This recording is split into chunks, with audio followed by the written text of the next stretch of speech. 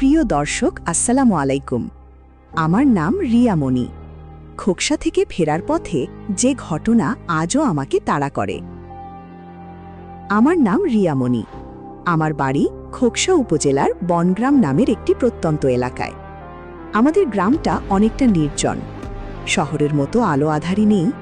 রাত নামলেই চারপাশ যেন অন্য এক জগতে পরিণত হয়। পারিবারিক এবং পড়াশোনার কাজের জন্য প্রায়ই আমাকে খোকসা শহরে যেতে হয়। বেশিরভাগ দিন বিকেলের আগেই বাড়ি ফিরে আসি, কিন্তু অনেক সময় কাজের চাপ বা যানবাহনের সমস্যার কারণে ফিরতে ফিরতে রাত হয়ে যায়। আজ আমি এমন একটি ঘটনার কথা বলবো যা আমার জীবনে ঘটেছিল কয়েক মাস আগে। ঘটনাটি আজও মনে হলে শরীর শিউরে ওঠে। সেদিন ছিল বৃহস্পতিবার। খোকসা শহরে একটি গুরুত্বপূর্ণ কাজ ছিল। কাজ শেষ হতে হতে রাত প্রায় 10:30 বেজে যায়। তখন বাজারের বেশিরভাগ দোকান বন্ধ হয়ে গেছে। রাস্তায় লোকজনও খুব কম। আমি দ্রুত একটি অটোরিকশা খুঁজতে লাগলাম, কিন্তু এত রাতে আর কোনো গাড়ি পাওয়া গেল না। শেষ পর্যন্ত বাধ্য হয়ে হেঁটেই গ্রামের দিকে রওনা দিলাম। শীতের রাত ছিল, চারদিকে ঘন কুয়াশা। রাস্তার দুপাশে বিস্তীর্ণ ধানক্ষেত। দূরে কোথাও কোথাও কুকুরের ডাক ভেসে আসছিল। প্রথম দিকে সবকিছু স্বাভাবিক ছিল, কিন্তু প্রায় 20 মিনিট হাঁটার পর আমার মনে হলো কেউ যেন আমার পেছনে হাঁটছে। আমি থেমে গেলাম, পেছনে তাকালাম। কেউ নেই। মনে করলাম হয়তো আমার ভুল হচ্ছে। আবার হাঁটতে শুরু করলাম, কিন্তু কয়েক মিনিট পর আবার সেই শব্দ, টুক টুক টুক। মনে হচ্ছিল আমার পেছনে আর একজন একই গতিতে হাঁটছে। এবার আমার বুকের ভেতর অস্বস্তি শুরু হলো। আমি সাহস করে দ্রুত পেছনে তাকালাম, তবুও কাউকে দেখতে পেলাম না। চারপাশে শুধু কুয়াশা আর অন্ধকার। আমি দ্রুত হাঁটতে শুরু করলাম। হঠাৎ খেয়াল করলাম রাস্তার পাশে একটি পুরনো বটগাছের নিচে কেউ দাঁড়িয়ে আছে। দূর থেকে মনে হচ্ছিল একজন মহিলা।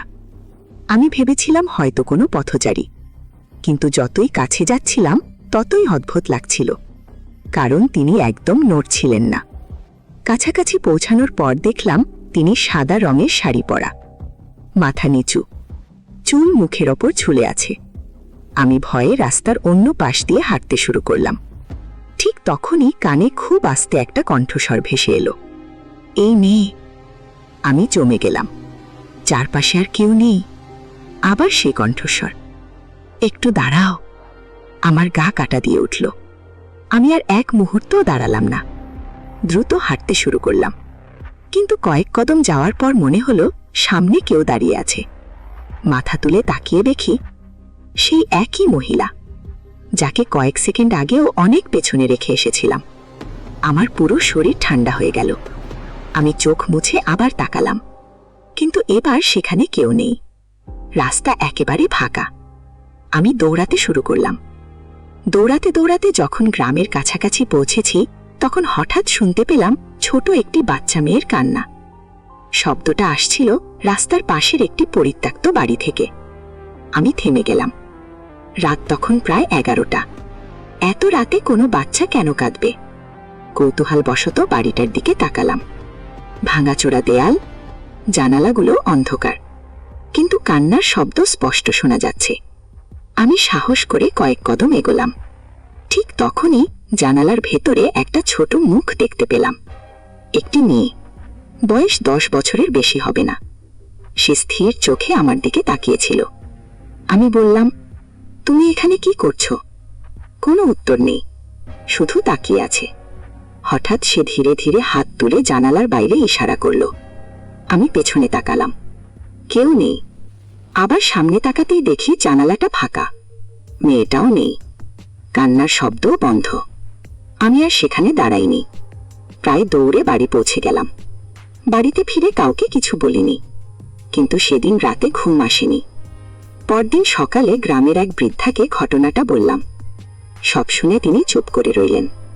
তারপর বললেন, অনেক বছর আগে ওই পরিত্যক্ত বাড়িতে এক মা আর তার ছোট মেয়ে থাকত। এক রাতে তারা রহস্যজনকভাবে মারা যায়। তারপর থেকে মাঝে মধ্যে মানুষ ওই বাড়ির আশেপাশে অদ্ভুত ঘটনা দেখতে পায়। আমি অবাক হয়ে গেলাম, কারণ বৃদ্ধা আমাকে যে ছোট মেয়ের বর্ণনা দিলেন তা হুবহু সেই মেয়েটির মতোই ছিল যাকে আমি জানালার ভেতরে দেখেছিলাম। সেদিনের পর অনেকবার রাত করে বাড়ি ফিরেছি, কিন্তু আর কখনো ওই বাড়ির দিকে তাকানোর সাহস পাইনি। তবুও আজও যখন গভীর রাতে খোকসা থেকে বনগ্রামের পথে হাঁটি, মাঝে মাঝে মনে হয় কুয়াশার আড়াল থেকে কেউ একজন নীরবে আমাকে দেখছে। আর তখনই আমার মনে পড়ে যায় সেই সাদা শাড়ির মহিলা আর জানালার ভেতরের ছোট্ট মেয়েটির কথা। সেদিনের পর প্রায় 2 সপ্তাহ আমি রাত করে খোকসা উপজেলা শহর থেকে ফিরিনি। মনে হচ্ছিল যা দেখেছি তা হয়তো ক্লান্তি আর ভয়ের কারণে কল্পনা করেছি। কিন্তু মানুষের জীবন তো সবসময় নিজের পরিকল্পনা মতো চলে না। একদিন বিকেলে খোকসা শহরে গিয়েছিলাম কিছু প্রয়োজনীয় কাজের জন্য। কাজ শেষ হতে হতে রাত 10:30 বেজে গেল। আকাশে তখন মেঘ জমেছে, মাঝে মাঝে ঠান্ডা বাতাস বইছে। বাজার থেকে বের হওয়ার সময় অদ্ভুত একটা অস্বস্তি হচ্ছিল। তবুও বাড়ির উদ্দেশ্যে রওনা দিলাম। রাস্তার শুরুটা স্বাভাবিক ছিল, কিন্তু সেই পুরনো পরিত্যক্ত বাড়ির কাছাকাছি আসতে হঠাৎ আমার মোবাইলের নেটওয়ার্ক চলে গেল। আমি অবাক হলাম, কারণ ওই এলাকায় সাধারণত নেটওয়ার্কের সমস্যা হয় না। ঠিক তখনই শুনতে পেলাম টিং টিং টিং। মনে হলো কারো পায়ের নুপুরের শব্দ। আমি থেমে গেলাম, চারদিকে তাকালাম। কেউ নেই, কিন্তু শব্দটা থামছে না, বরং আরো কাছে আসছে। আমার বুকের ভেতর ধড়ফড় শুরু হলো। আমি দ্রুত হাঁটতে লাগলাম। হঠাৎ রাস্তার পাশে থাকা একটি পুকুরের পানিতে চোখ পড়ল। আর তখনই আমি এমন কিছু দেখলাম যা আজও ভুলতে পারিনি।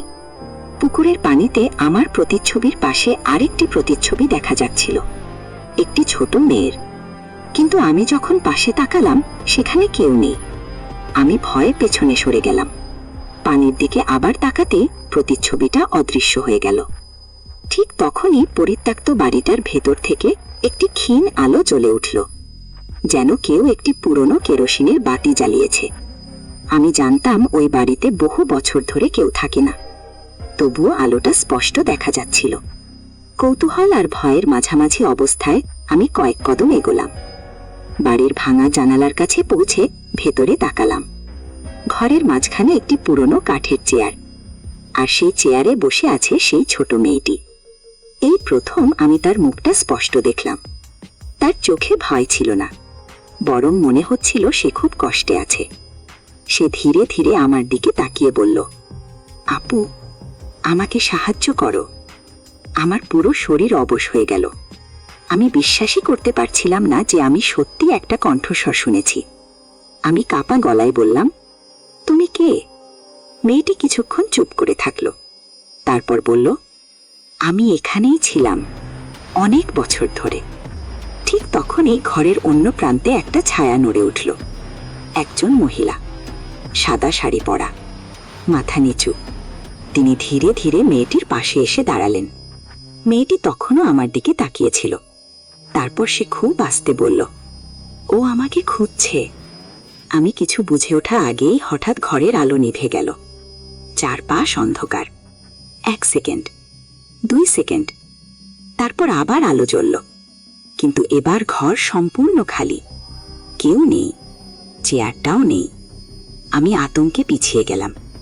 ঠিক তখনই আমার মোবাইলে আবার নেটওয়ার্ক ফিরে এলো, আর সঙ্গে সঙ্গে একটা অজানা নম্বর থেকে কল এলো।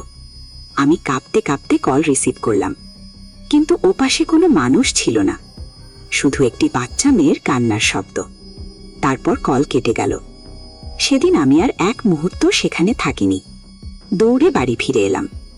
কিন্তু সেদিন রাতে ঘুমাতে যাওয়ার আগে একটা জিনিস খেয়াল করলাম। আমার মোবাইলের কল হিস্ট্রিতে সেই নম্বরটির কোনো অস্তিত্ব নেই।